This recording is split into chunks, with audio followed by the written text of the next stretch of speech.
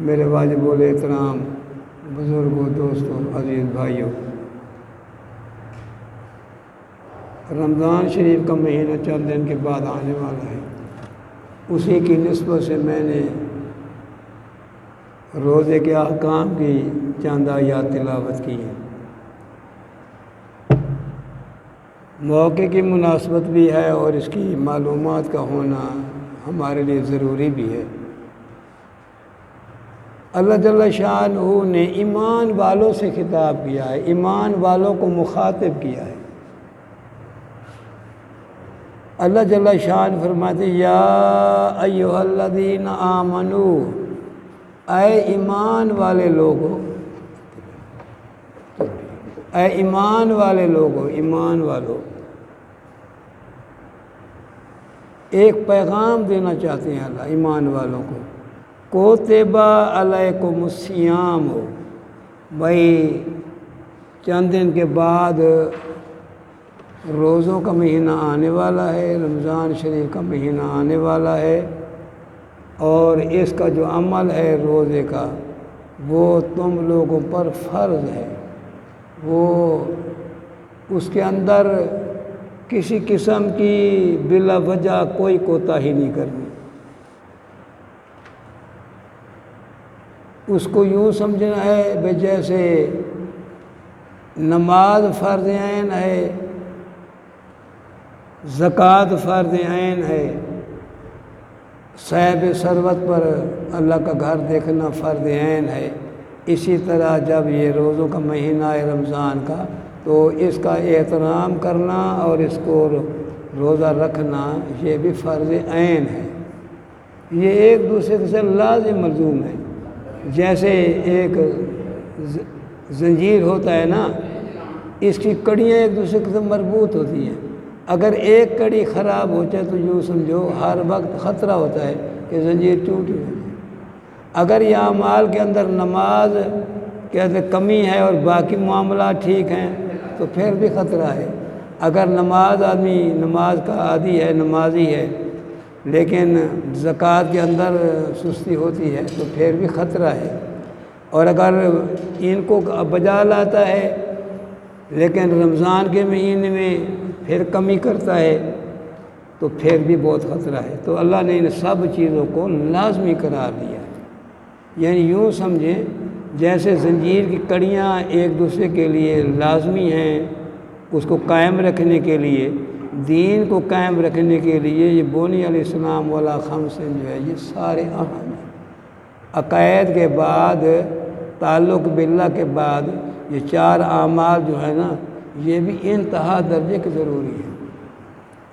اس کی ایک مثال سمجھو، بھائی سورۃ مدثر میں ایک واقعہ ہے، بھائی جب اللہ جل شانہ قیامت والے دن فیصلہ فرما دیں گے نا، بھائی کچھ بندے جنت میں چلے جائیں گے، اکثریت دوزخ میں جائے گی۔ جنت والے بندے دوزخ والوں سے پوچھیں گے بھائی تم دوزخ میں کیوں آئے؟ وَفِي جَنَّاتٍ يَتَسَاءَلُونَ عَنِ الْمُجْرِمِينَ، مجرم لوگوں سے پوچھیں گے بھائی، دریافت کریں گے مَا سَلَكَكُمْ فِي سَقَرَ، بھائی تم اس آگ میں کیوں آئے ہو، کیا وجہ ہے، کیا کمی رہی؟ وہ کہیں گے قَالُوا لَمْ نَكُ مِنَ الْمُصَلِّينَ، ہم بھائی نماز نہیں پڑھتے تھے، وَلَمْ نَكُ نُطْعِمُ الْمِسْكِينَ، مسکین غریب کا جو حق تھا زکوٰۃ کا عشر کی صورت میں یہ ہم دباتے رہے ہیں، اس لیے آج آگ میں ہیں۔ تو اس کا مطلب یہ ہوا کہ یہ اعمال جو ہیں نا یہ بھی بڑے ضروری ہیں۔ جتنی توحید ضروری ہے اتنے ہی اعمال ضروری ہیں۔ اگر توحید ہے، آدمی ایک موحد ہے، پکا مسلمان ہے، لیکن عمل کے لحاظ سے خام ہے یا کچا ہے تو یوں سمجھے خطرہ ہے۔ عمل کا دار و مدار عقیدے کی صحت پر ہے، عقیدے کی صحت کے بعد اعمال کا ہونا بھی انتہا درجے کا لازمی ہے۔ یوں سمجھے نا بھئی جیسے موٹر سائیکل کے دو وہیل ہیں، سائیکل کے دو وہیل ہیں، آدمی کی بھی دو ٹانگیں ہیں، اگر ایک وہیل خراب ہو تو چلنے کے قابل نہیں ہے۔ اگر آدمی کے اندر عقیدہ صحیح ہے، قرآن پڑھنے کی محنت ہے، لیکن اعمال کے لحاظ سے خام ہے تو یوں سمجھے خطرہ ہی خطرہ ہے۔ تو اسی لیے اللہ تعالی شان فرمایا ہم نے تم پر یہ روزے فرض کیے ہیں نا، کما کتب علی الذین من قبلکم، تم سے پہلے جو لوگ گزرے ہیں، پہلے امتیں جو گزری ہیں، سیدنا آدم علیہ السلام سے لے کر جناب عیسیٰ علیہ السلام تک جتنی ہوئے ہیں، تعداد کو بیش ہوگی، طریقہ کوئی ہوگا، اس میں رعایت بھی ہوگی، سختی بھی ہوگی، لیکن یوں نہیں ہے کہ روزے ان میں فرض نہیں تھے، ان میں بھی روزے فرض تھے۔ ہمارے ساتھ ایک عیسائی ٹیچر تھے، میں نے کہا مختار صاحب آپ کے روزے ہوتے ہیں؟ کہتے ہیں ہوتے ہیں 40 ہوتے ہیں۔ میں کہا ہوتے کب ہیں؟ کہتے ہیں ہوتے 1 فروری سے 10 مارچ تک ہوتے ہیں، ٹھنڈے موسم میں۔ مقصود یہ ہے یہ انہیں تعبیر کہہ کے ٹھنڈا موسم بنا لے گا، تھے تو صحیح نا، مقصود تو ہے کہ تھے لازمی، کما کتب علی الذین من قبلکم، تم سے پہلے جو امتیں گزری ہیں، جو لوگ گزرے ہیں، جو پیغمبر گزرے ہیں، ان کی امتوں میں بھی روزے تھے۔ اب اللہ فرماتے ہیں بھی روزے ہیں، رکھے کیوں مقرر کیے؟ آخر کوئی ان کی غرض و غایت، کوئی مقصد، کوئی ان کا کوئی فائدہ، کوئی تربیت۔ اللہ فرماتے ہیں لعلکم تتقون، تاکہ تم پرہیزگار بن جاؤ۔ پرہیزگار کا معنی ہے بھئی تمہارے اندر اتنی اہلیت پیدا ہو جائے، اتنا شعور آ جائے بھئی یہ چیز میری ہے اور یہ میری نہیں ہے، یہ میں نے لینی ہے اور یہ میں نے اسے دور رہنا ہے۔ پرہیزگار کا معنی بھی پرے رہنا ہے، میرا جب حق ہی نہیں ہے، جس کی ملکیت ہے، جس نے اس کو خریدا ہے، جس کے اختیار وہ اس کی ہے، میری تو نہیں ہے نا۔ اچھا، دوسرا یہ تربیت کیوں ہے؟